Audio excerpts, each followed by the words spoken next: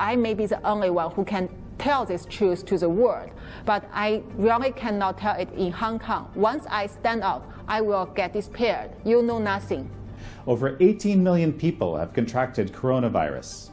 The global economy is facing the worst crisis since the Great Depression.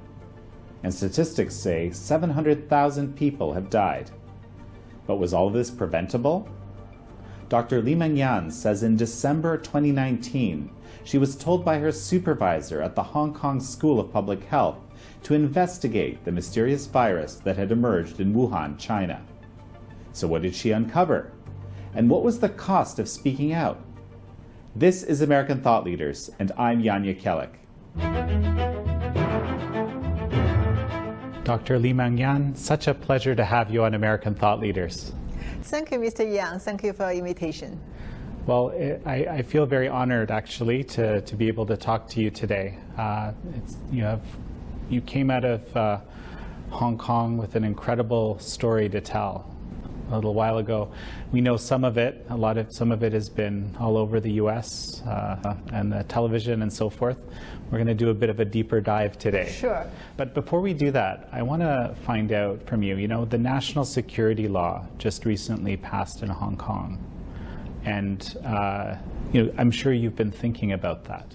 Of course. Actually, basically, because I've been in mainland China for almost 30 years, that national security law actually is just apply what they have done in mainland China to Hong Kong and to the other countries related to CCP's control.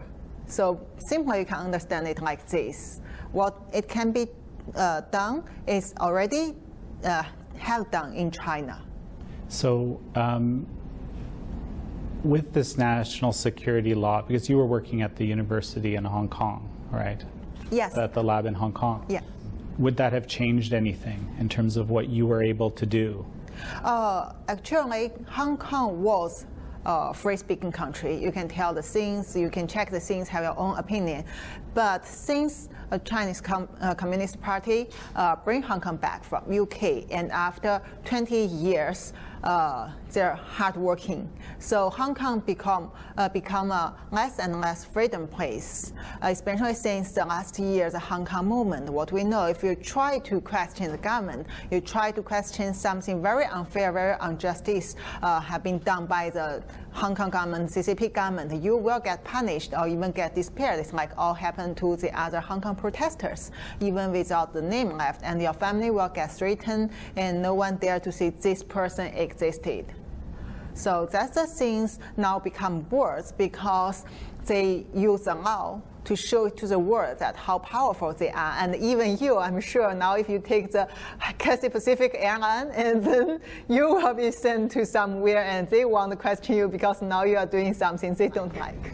Right. There's that article in the national security law that says even people that aren't in Hong Kong and aren't necessarily Chinese, they also are under its very ambiguous rules. Yes, exactly. So basically, if you tell something cannot pass their censorship, and you are in trouble.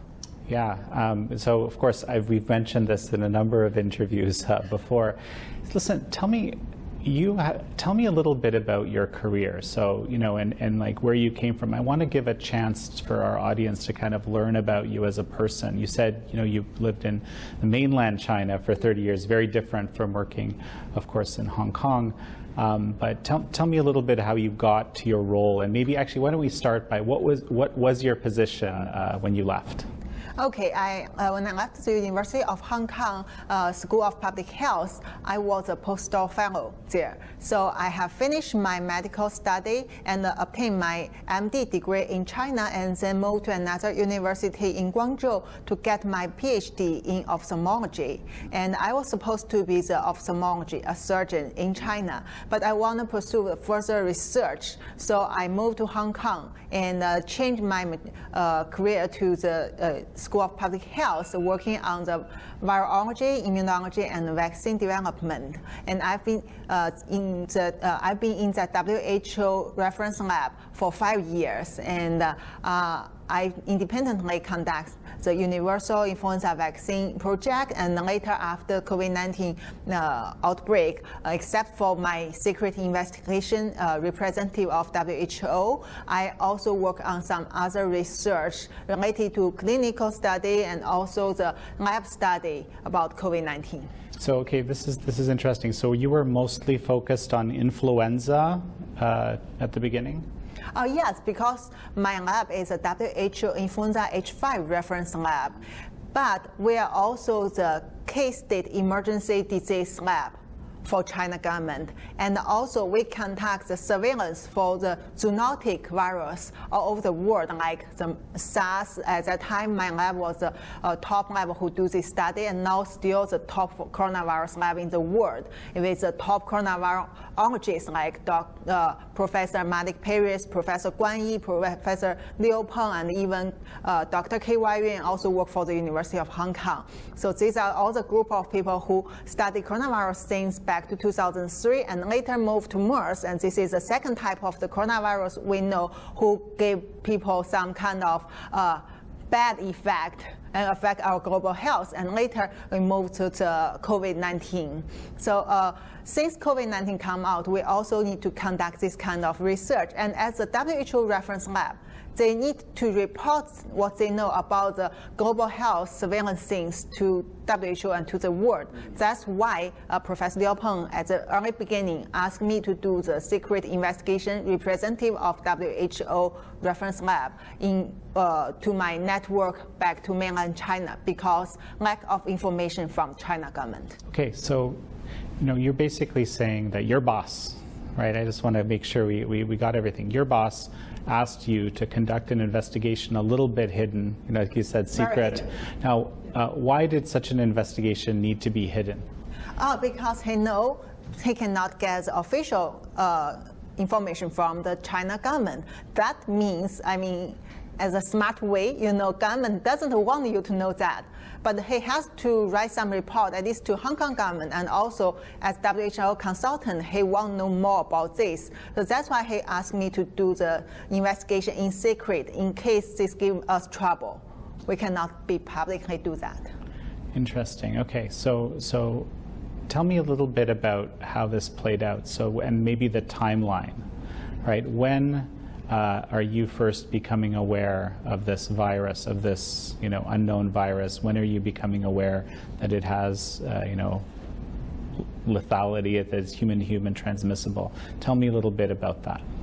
Okay, actually this is a long story, but briefly, yes. Back to end of December, 31 December last year, when I was assigned for this task, and the first time I know that after the contact and the discussion with very professional people back to China, and I got the first-hand information that at that time, Wuhan already had over 40 cases confirmed, not as they said 27, and also in Wuhan, they already had the genome sequence of the virus, not as they claimed until mid-January. And the other thing is very important thing is there is human-to-human transmission, right, because they are family cluster. And this is based on the public health knowledge. You can quickly do the judgment. But China government doesn't want people to talk about it and also release this information. All the things are held into the top government in China. And they are the one who gave the statement. Everything has to be discussed based on their statement, even if you're a doctor or you are the professors. And also they want people to believe that this virus comes from Wuhan Huanan seafood market. Although we say at least 1/3 people, they don't have that history. But without this history, you cannot get diagnosed.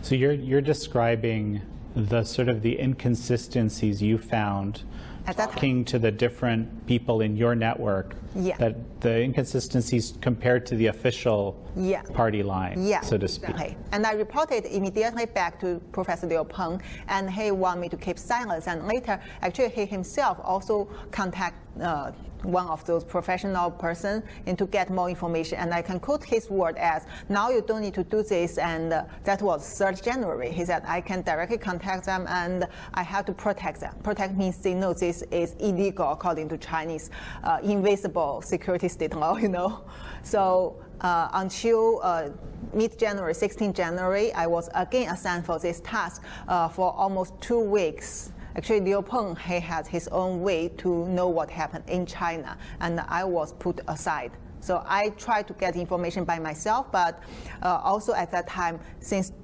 you may know Dr. Li Wenliang got punished, so those doctors had to shut up for these things. Actually, no more news come out and no more information, and I thought WHO may already get involved to this until the next time I get into investigation. Okay, wow, there's a lot going on in what you just told me. Let's see if I've got it right. When did your boss take you off the case? 3rd January. Okay. But then later, 16th January, again, he bring me to his office and told me that I want you to do more investigation about this. Mm-hmm. And be careful. If not, you will be disappeared. That's what he said? Yeah, exactly what he said. Don't cross the red line. So what would the red line be? Oh, as I mentioned, in war room, actually, red line is the thing in your mind. You were trained by the CCP government, so you understand some things they don't like. That means cross the red line.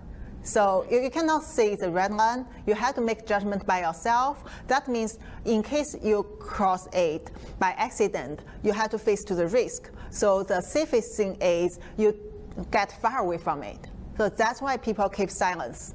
Face to these things. So are you saying that he was telling you to investigate but not seriously?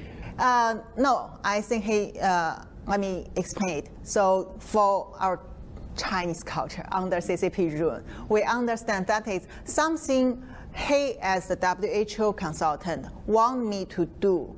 And when I do the investigation, I have to be careful because there are a lot of invisible lines there, and I have to make my judgment to say whether government likes this or not. If I heard they said, oh, this is our government don't want us to talk about, then I should stop there and turn back to tell him, yeah, this is a line, and that side there is another line. I see. He will build his theory based on these lines in a limited range. Oh, fascinating. That's a very complicated way to do research. You have to get at least 30 years training like me back to mainland China to understand this. Okay.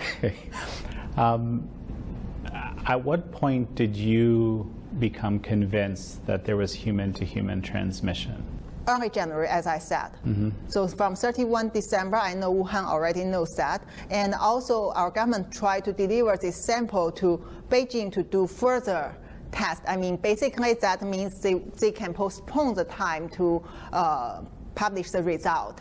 And after that, you still cannot publish it. You have to tell the top government, like that makes a statement. So I believe during the whole process, they are sure they are human-to-human transmission. It's not a difficult thing for you to make judgment.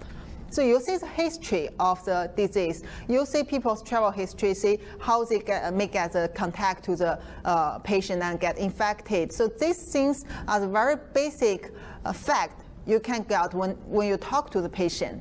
And as a public health expert, it's very easy for them to build on the fact that this is human-to-human transmission or this is not human-to-human transmission. Why do you think they said it wasn't? Oh, I think they have thousands of ways to explain that, like what they are doing now. For me, I cannot explain their motive, but I can tell you what I see from that time to afterward. Not only about that fact, they actually cover up a lot of things, more than that. So that is just the beginning about their lives. And if you have been staying in Communist Party in China, you will understand that sometimes even a simple thing, they won't tell you truth. I cannot explain because I don't like to lie, but they lies. So that's really something about the motive have to come back to us, that regime, CCP regime. They can answer it very well. They are the expert. Why do you think the WHO basically followed the regime's position as opposed to doing its own research, or did it do its own research? You mean whether they have done the research by themselves? Yes. I heard that WHO, and I mean, from the internal information, I'm sure there are some WHO consultants like Malik Paris. They have been to Wuhan, and this is not published. But what I also know is China government don't tell people the truth about what really happened in Wuhan. For example, WHO experts go to Wuhan, and they may not get a chance to go to the lab. that maybe the virus come from, I mean, could to anyone's question, right? And also they are not allowed to get samples from the Wuhan Huanan seafood market. These are done by the local expert organized by CCP government.